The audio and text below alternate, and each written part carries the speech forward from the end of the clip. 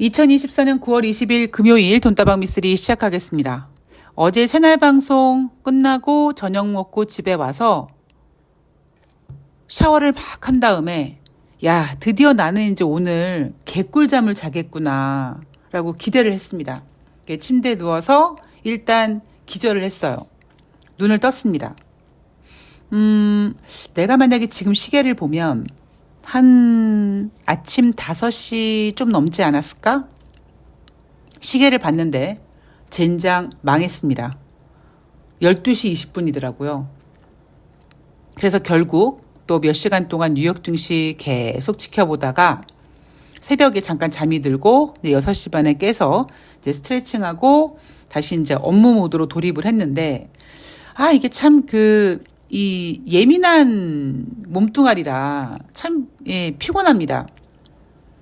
한번 바이오리듬을 놓치면 요거 회복시키는 게 굉장히 오래 걸려요. 그리고 저 같은 경우 이제 아시는 분들은 아시겠지만 선천적으로 갑상선이 없단 말이에요. 그래서 이 환절기만 되면 그냥 몸이 부서지는 느낌이 듭니다. 어떤 분께서 그러시더라고요. 야, 몸이 부서진다라는 느낌이 뭐야? 저도 뭐라고 이렇게 부연 설명을 할 수는 없는데 경험은 없지만 마치 사하라 사막에 그 모래에 이렇게 딱 서 있는데 갑자기 그 모래 무덤 같이 막 만들어지면서 그 모래 밑에서 막 제 발목을 잡고 막 잡아당기는 그런 느낌? 그러니까 땅속으로 몸이 막 꺼지는 느낌? 그거랑 좀 비슷하지 않을까라고 좀 상상을 해보는데 뭐 정확한 표현은 아니겠죠. 그래도 저는 그냥 내 몸이 이러니까 환절기 때는 조심하자. 그래서 각별히 조심합니다.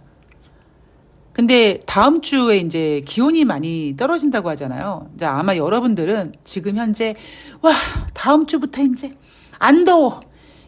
개 시원해. 이러고 좋아하실 수 있는데 물론 덥지 않아서 좋을 수도 있지만 면역력이 상당히 떨어질 수 있는 환절기 구간으로 들어가니까 각별하게 환절기 건강에 유의하셔야 될다라고 생각을 합니다.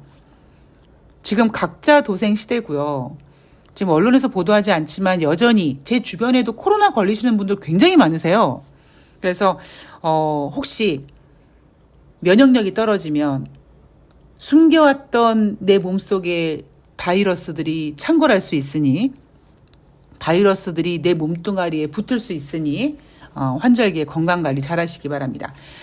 자, 오늘 제가 오프닝에 상당히 여유를 부렸는데 그만큼 제가 지금 시황에 여유롭다라는 생각을 하시면 될 것 같습니다.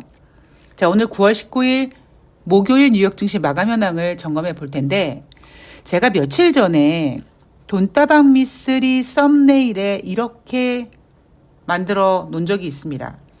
50bp 인하하면 미국 경제가 이 지경이라고 할 거라고 라는 썸네일을 달아 놓았습니다.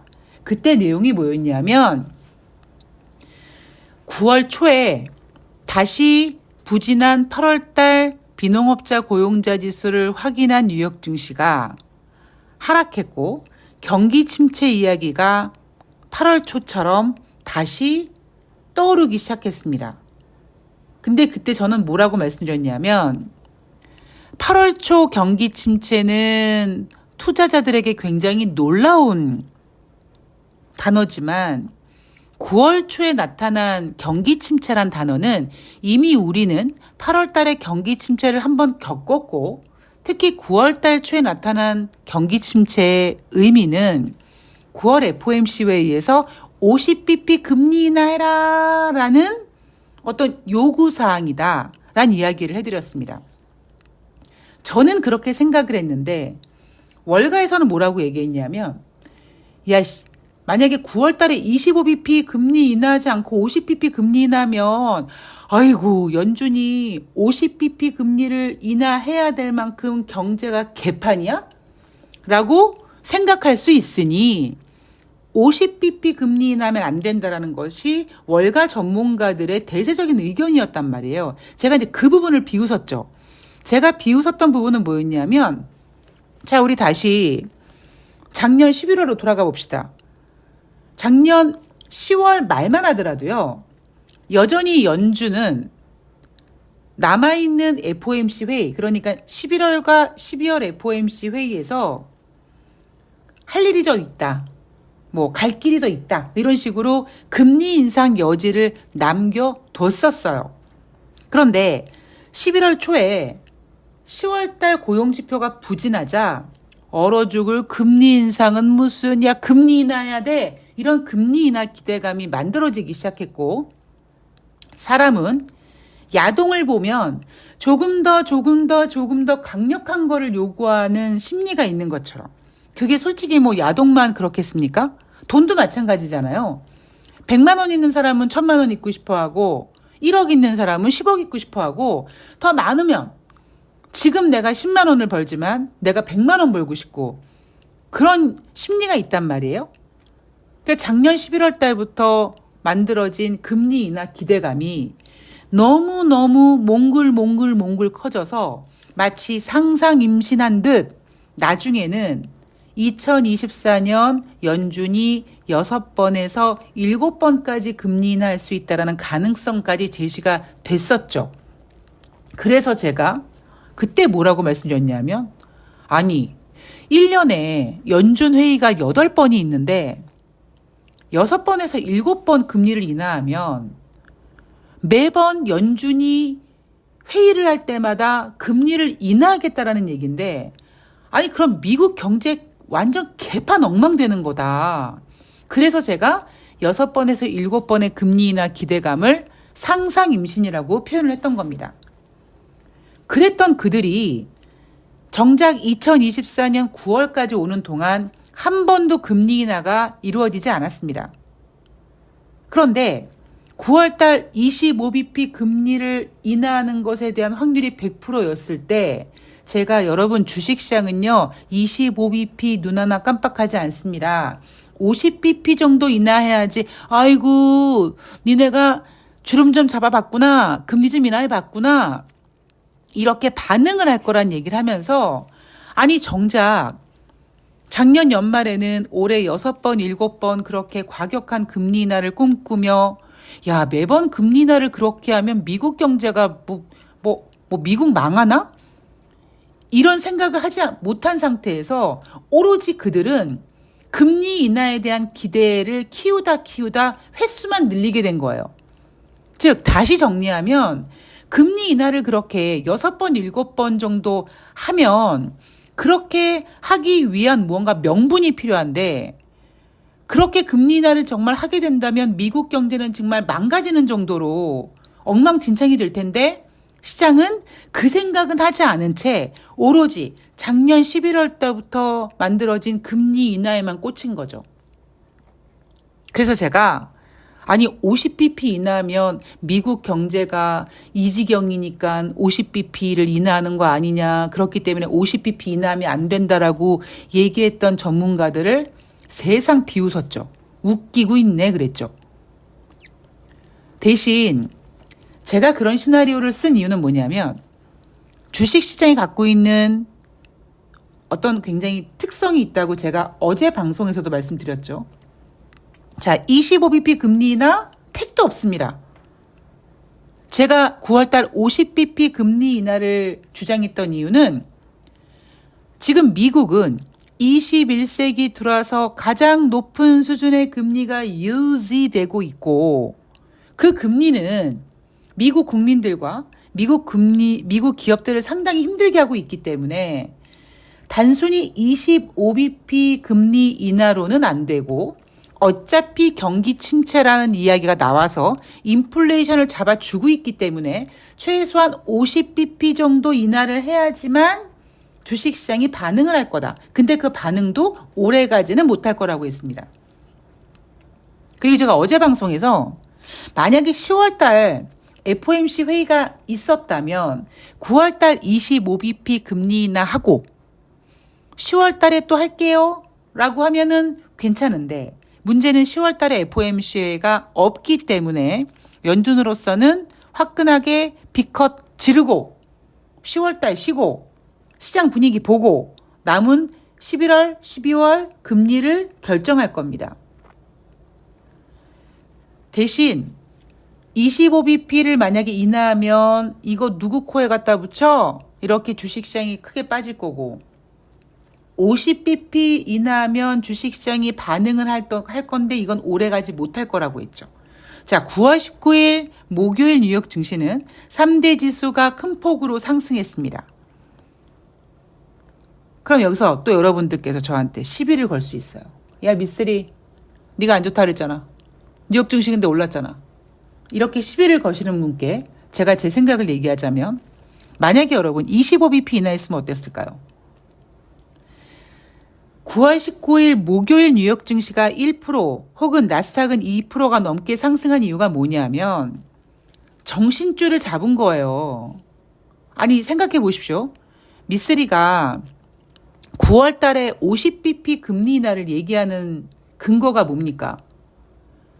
21세기 들어와서 가장 높은 수준의 금리 수준이 미국 국민들과 기업들을 힘들게 한다. 그러면 25bp 인하하는 것보다 50bp 인하하는 게 어쨌든 이자 부담은 떨어뜨리는 거잖아요. 그러니까 월가에서 아니 왜 9월 달에 25bp 안 하고 50bp에 경기 침체 걱정하게 이 똥멍청이 같은 생각을 하다 보니까 정작 금리를 인하하면 시장에 도움이 되겠네? 라는 생각을 하룻밤 자고 하게 된 거죠. 물론 이것도 저는 오래가지 못한다고 생각합니다. 왠지는 제가 그동안 계속 얘기해드린 그 부분에 대한 어떤 이해가 되신다면 제가 부연 설명 안 드려도 될 거예요. 대한민국 주식시장은 그냥 2,600, 뭐 좀 더 갈 수 있을지 모르겠습니다만 다시 말씀드리지만 3,000은 어려워요. 그죠? 그리고 지난번에 8월 5일 날 코스피가 200포인트 넘게 빠지고 이러니까 막 2,000포인트 깨진다, 막 1,600 갈 수 있다 이런 전망하신 분들 계신데 2,000포인트 깨는 거 쉽지 않다고 말씀드렸습니다. 제가 여러분들께 최근 가스라이팅 하고 있는 건 뭐냐면 아니 2,400포인트, 2,500포인트, 2,600포인트 어때서 저는요 지금 지수가 굉장히 아름다운 지수라고 생각을 합니다. 저 같은 경우에는 코스피 1,000포인트 미만, 뭐 300포인트 때부터 주식시장을 지켜오다 보니까 1,000포인트 넘었을 때 막 세상 너무 감사하고 드디어 대한민국 코스피가 1,000포인트가 넘는다며 감동하고 그랬단 말이에요. 그리고 아이고 언제 대한민국 코스피 1,500대지? 이랬을 때가 있습니다. 그런데 우리가 코로나 때문에 너무 급격하게 인류가 한 번도 겪지 못했던 어떤 전염병을 겪으면서 충격받고 그 충격을 이겨내고자 돈을 풀었고 금리를 인하했고 그 반사적인 영향으로 주식시장이 막 미친 듯이 올라가다 보니까 3,000포인트가 훌떡 넘어가 버린 거죠. 그래서 제가 당분간은 3,000포인트가 어렵다라고 얘기하면서 근거를 이렇게 제시했죠. 좀 근거가 약할 수는 있지만 너무 3,000포인트를 쉽게 갔다. 대신 반대로 2,000포인트는 정말 수많은 개인 투자자들, 수많은 투자자들의 피땀 눈물이 만들어낸 거기 때문에 윤석열이 대한민국을 말아먹는다 하더라도 말아먹기 직전에 탄핵을 당할지언정 윤석열 따위가 2,000포인트는 깨지 못한다라고 얘기했죠. 그러니까 이 포인트에 실망을 가질 필요가 없다. 저는 300포인트 코스피 움직임에도 종목들이 막 상한가 가는 거 다 봤던 사람이란 말이에요. 그러니까 지금 주식시장이 안 좋아, 뭐 조금만 빠져서 다시 만약에 2,400포인트 내려가면 또 아이고 2,000 깨지네 이럴 필요가 없다라는 겁니다. 그냥 이 상태에서 저는 연말까지 갈 가능성이 좀 높다고 보고요. 뉴욕 증시가 9월 19일 상승 마감한 이유는 하룻밤 자고 일어났더니 그래, 아니 금리 인하가 나쁜 건 아니잖아.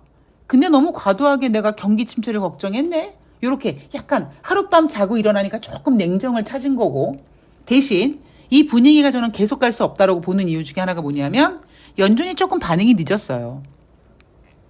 아무리 생각해도 제 머릿속에서는 제롬 파월 연준 의장이 올해 한 3월 달 정도 쿨하게 탁 25bp 금리 인하 한번 딱 해주면 되는데 그때 또 제롬 파월 연준 의장은 작년 말부터 주가가 올라가니까 그에 따른 심리로 경제 지표가 올라가고 소비자 물가 지표 올라가니까 스태그플레이션에 쫄아가지고 금리 인상 못했죠. 마치 2022년 인플레이션이 꿈틀거렸을 때 일시적입니다라고 금리 인상 못한 상태에서 막판에 75bp씩 막 질러댔던 것처럼 올해 3월 달에 금리 인하를 쌈박하게 한번 해줬으면 되는데 그걸 못했던 거죠.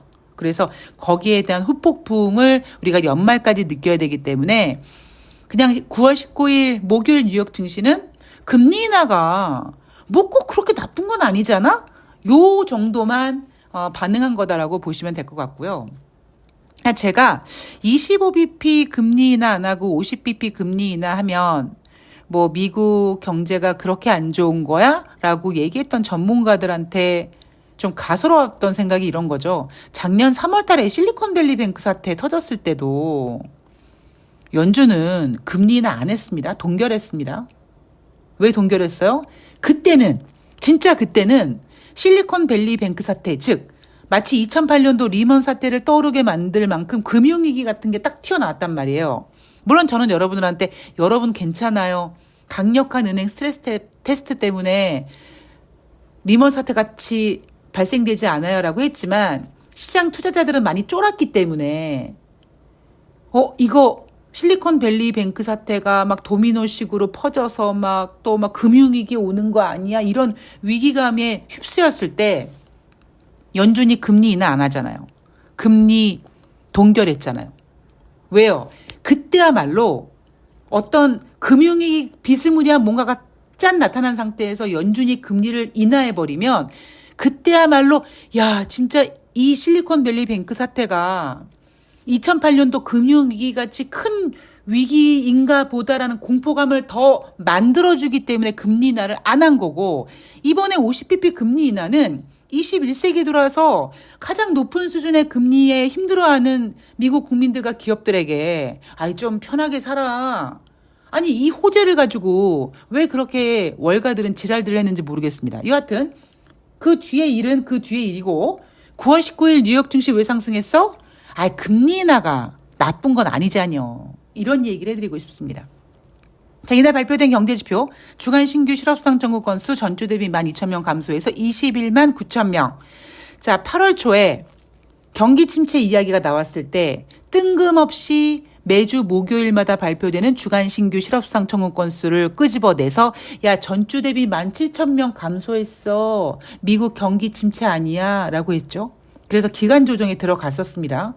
제가 그때도 비웃었죠. 아니 뜬금없이 주간 신규 실업상 청구 건수를 왜 건드려.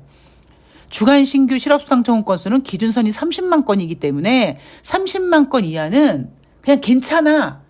단지 증가폭, 증가세는 좀 우리가 계속 확인을 해야겠지만 뭐 뜬금없이 뭐 주간 신규 실업상 청구 건수 가지고 와가지고 미국 경기 침체 아니라고 지랄들이야? 제가 그런 얘기를 해드렸죠. 그만큼 주간 신규 실업상 청구 건수는 아직까진 시장에서 중요한 경제 지표는 아닙니다. 자, 2분기 미국의 경상 적자 전분기 대비 10.7% 증가했어요. 적자가 증가된 건 좋은 거 아니고요. 8월달 기존주택 판매 전월 대비 2.5% 감소했습니다. 자, 11월 FOMC 회의는요. 11월 6일부터 7일까지 열립니다. 대한민국 시간으로 11월 8일 새벽에 결과를 확인할 수 있을 거고요. 지금 현재 25bp 인하 확률 59%, 50bp 인하 확률 41%인데요. 저는 이 수치 아무런 의미 없다고 생각합니다. 예.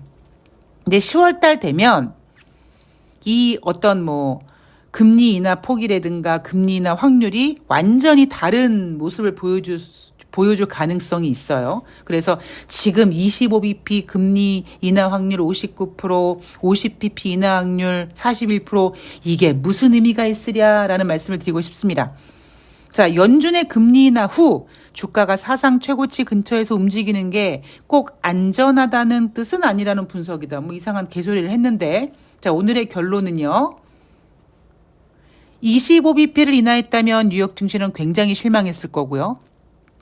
50bp를 인하한 이유는 분명히 연준은 이유가 있을 겁니다. 왜 11대 1로 연준은 50bp를 인하했을까? 그런데 월가 전문가들은 50bp 인하하면 미국 경제가 이 지경이야? 라고 걱정을 한다라고 얘기했습니다. 그 둘 사이엔 뭔가 공통점이 있어요. 그래서 제가 50bp 금리를 인하해도 좋아는 할 수 있지만 그게 오래 가지는 못할 거라고 말씀드렸고, 대신 냉정하게 봤을 때 왜 미쓰리가 50bp 인하하면 그나마 주식시장이 반응한다라고 했냐면, 주식시장에서 25보다는 50bp 금리 인하가 일단 더 좋아 보이니까.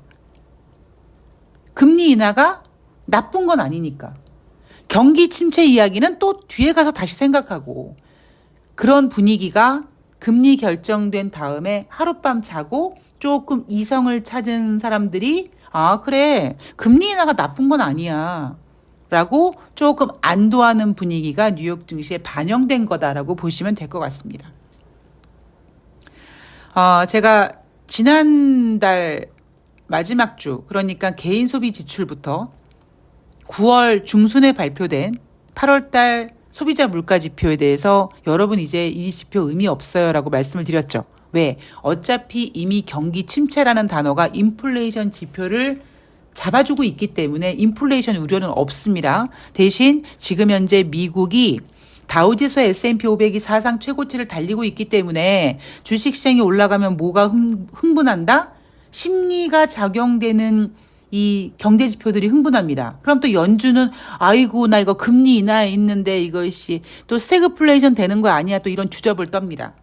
그런 거에 너무 흔들리실 필요는 없다라는 말씀을 좀 드리고 오늘 방송을 마무리하도록 하겠습니다.